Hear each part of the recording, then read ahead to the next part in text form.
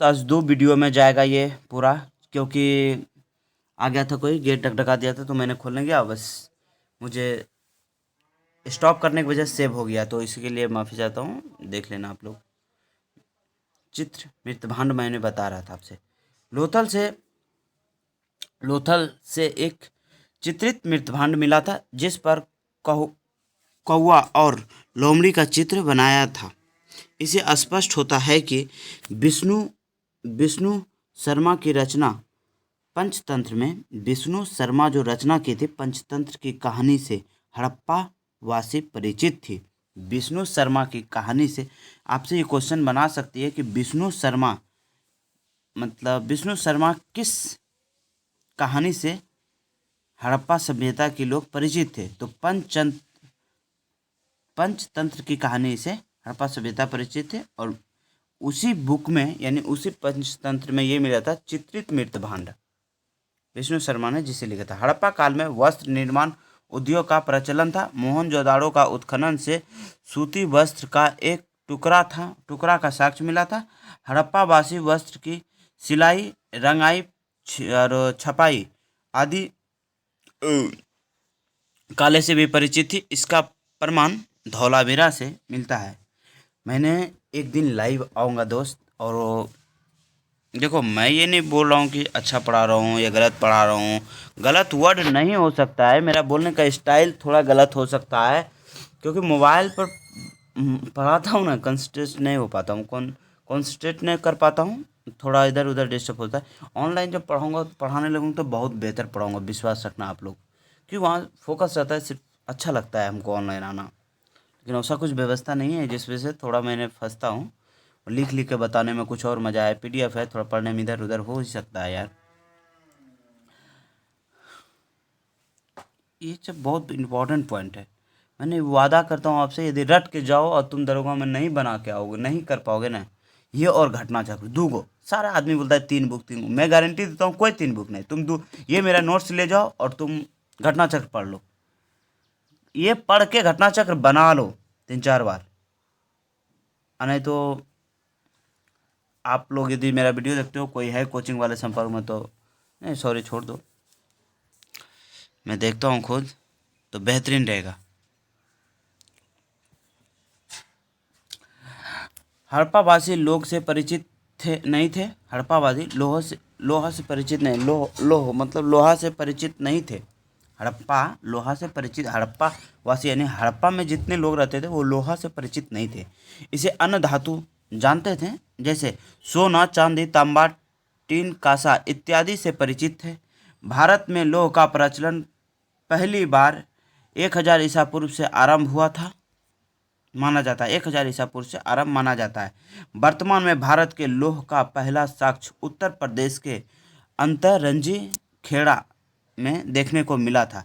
ये पॉइंट बहुत इंपॉर्टेंट है कि वर्तमान समय में लौह का पहला साक्ष्य उत्तर प्रदेश के अंतररंजी खेड़ा में देखने को मिला था। व्यापार, हड़प्पा काल के लोगों का मुख्य व्यवसाय व्यापार था। हड़प्पा काल में जितने लोग रहते थे उसका मुख्य व्यवसाय यानी कमाने का, जीने का क्या एक उद्देश्य होता है। आप लोग कमाते हो ना, कमाते हो, पढ़ते हो, कुछ क्यों करते हो, एक उद्देश्य है ना। उसी तरह उनका एक मतलब था कि जीने का एक आधार था उसका व्यापार करना। व्यापार हड़प्पा काल के लोग का मुख्य व्यवसाय था, व्यापार करना, व्यापार करता था। इस काल में राष्ट्रीय और अंतर्राष्ट्रीय दोनों प्रकार के व्यापार होते थे। अंतर्राष्ट्रीय और राष्ट्रीय दोनों प्रकार के व्यापार होते थे, यानी आईआर और यानी इंटरनेशनल रिलेशन और नेशनल दोनों होते थे। हड़प्पा काल में सर्वाधिक विदेशी व्यापार, देखो ये पॉइंट आप जितना भी मैंने डीप से दिया हूँ देख लेना आप। हड़प्पा काल में सर्वाधिक विदेशी व्यापार मेसोपोटामिया की सभ्यता से के साथ होता था। हड़प्पा काल में सर्वाधिक विदेशी व्यापार मेसोपोटामिया के सभ्यता से होता था। हड़प्पा एवं मेसोपोटामिया के बीच व्यापार क्षेत्र में दिलमुन एवं माकन दिलमुन एवं माकन मध्यस्थता का करता था।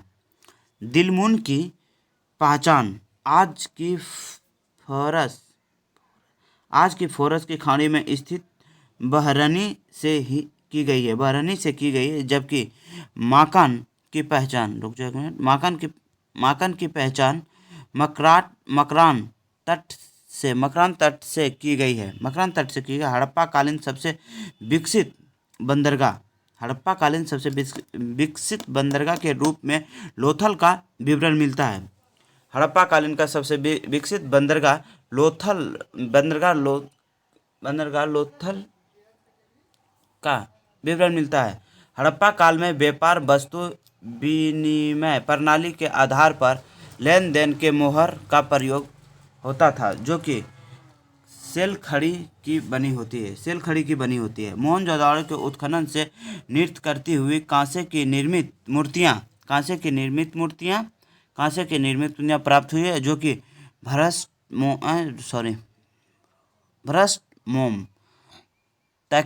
मोम तकनीक से बनी हुई होती है। हड़प्पा कालीन माप और तौल आदि काल से परिचित थे। जब कुछ माइंड में घूरने लगता है ना ऐसा चीज़, तो वो गलत बोला जाता है, सॉरी इसके लिए। इस गिनती में मैंने बात गलत समय आज वीडियो ही बना रहे हैं, इसलिए ऐसा डिस्टर्ब हो रहा है।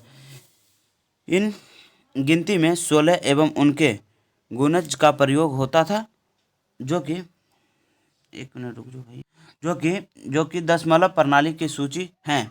लोथल से तराजू का पल्ला, जबकि मोहनजोदाड़ो से बांट की प्राप्ति हुई है। यानी लोथल से तराजू, इतना याद रखना, क्वेश्चन अच्छा है। लोथल से तराजू का साक्ष्य मिला है, और मोहनजोदाड़ो से बांट का, जो वही मापतौल होता है।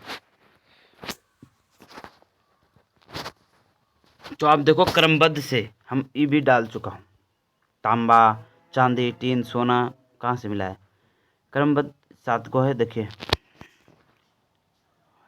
आयातित वस्तुओं और प्रदेश। तांबा खेतड़ी बलूचिस्तान से मिला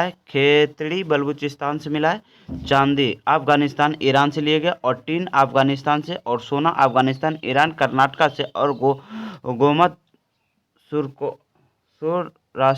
सौराष्ट्र से, और लाजवर्थ मेसोपोटामिया से, सीसा ईरान से मिला है।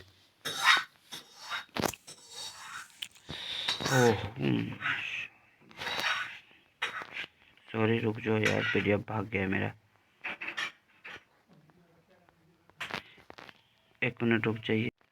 देखियो आ गया वो आर्थिक और कृषि उसी से पढ़ा। अब राजनीतिक मुद्दा आ गया, वो मैंने आर्थिक स्थिति पढ़ा दिया, अब राजनीतिक मुद्दा आ गया। राजनीतिक जीवन में क्या है, हड़प्पा काल में स्पष्ट तौर पर किसी भी राजनीतिक संगठन का अभाव उदय नहीं हुआ था, और इस काल में यानी राजनीतिक बातें बहुत कम होती थी, जो आज के डेट में है हमारे वर्तमान में, यानी प्रेजेंट समय में जो चलती है, ऐसा कुछ थी नहीं। काल में शासन प्रणाली राजतंत्र आत्मक या जनतंत्र आत्मक थी, राजा का चलता था या जनता का चलता था, इतना याद रखना। इसको लेकर के विद्वानों के बीच मतभेद होता था। इस बीच की व्हीलर नामक विद्वान ने, व्हीलर नामक जो वैज्ञानिक है, ने यह कहा कि हड़प्पा काल में राजतंत्र आत्मक प्रणाली ना होकर जनतंत्र आत्मक प्रणाली हुआ करता था। अधिकतर विद्वानों का मानना था कि, यानी अधिकतर वैज्ञानिक का मानना था कि हड़प्पा काल में व्यापारी या वाणिज्य वर्ग सबसे अधिक शक्तिशाली थे। जो व्यापारी वहाँ करते थे, जो व्यापारी था, यानी हड़प्पा सभ्यता व्यापारी पर ही, उसका मुख्य व्यवसाय व्यापारी था, तो वहाँ का व्यापारी और वाणिज्य वर्ग के सबसे अधिक शक्तिशाली, जिसका कारण से इस काल में शासन प्रशासन प्रणाली वर्गों के हाथ में हुआ करते थे। हंटर के अनुसार मोहनजोदाड़ो का शासन राजतंत्रात्मक ना होकर के जनतंत्रात्मक था। यानी हंटर का ये कहना था कि राजातंत्रात्मक नहीं था, वो जनतंत्रात्मक था, जनता पे डिपेंड करता था। विकलर के अनुसार ये सिंधु सभ्यता के लोग का शासन मध्यवर्गीय राजतंत्रात्मक शासन था, और उसमें धर्म की महत्व थी। तो ये विंटर के अनुसार सही है, राजतंत्र आत्मक है, लेकिन विंटर के अनुसार सिंधु के लोग के शासन मध्यवर्गीय और जनतात्मक था और उनके धर्म की महत्व थी। धर्म की महत्व ये वि, वि, विकलर जो दी है ये अपने खुद नहीं संतुष्ट हो पाया था, इसलिए इसको मानना थोड़ा कठिन, एक मिनट रुक जाओ, इसको मानना थोड़ा कठिनाई होता है। ये था सही, मोहनजोदाड़ो का शासन राजतंत्रात्मक ना होकर के जनतंत्रात्मक था। सॉरी, ये नहीं हो पाता, ये सही है, 2 नंबर सही, 1 नंबर ऐसे, दोनों सही है, लेकिन ज़्यादा महत्व दिया जाता है विकलर को, हंटर को नहीं दिया जाता है। क्योंकि आप देख लो मोहनजोदाड़ो में राजतंत्रात्मक राजा का ना होकर के जनतांत्रात्मक था, ऐसा कुछ था ही नहीं। राजा का वहाँ चलता था, वहाँ असुली किया जाता था। सिंधु सभ्यता, इसमें देखो विकलर क्या बोला है, सिंधु सभ्यता के लोग शासन मध्यवर्गीय जनतंत्रात्मक शासक था और उसे धर्म की महत्व थी। सही बात है, जनतंत्रात्मक थी, लेकिन यहाँ पे इस लाइन लेकर के थोड़ा डाउट है। जय हिंद जय भारत, मैं रंजित कुमार। देख लीजिए आप, अगले वीडियो मैंने कल बनाऊंगा यहाँ से सामाजिक जीवन से। आज 2 पार्ट में वीडियो बन चुका है, इसके लिए सॉरी डिस्टर्ब होने की वजह से कुछ। जय हिंद जय भारत। देख लीजिए आप लोग यहाँ पे देखो कि मेरा नंबर है, अब बेझक टेलीग्राम पे जा करके आप कर सकते हो मेरा, लो हम PDF मांगोगे PDF दे दूंगा, और उसके बाद है कि आप फ़ोन भी करके मेरा PDF ले सकते हो, दरोगा का स्पेशल, टेंशन नहीं है मुझे। जय हिंद जय भारत।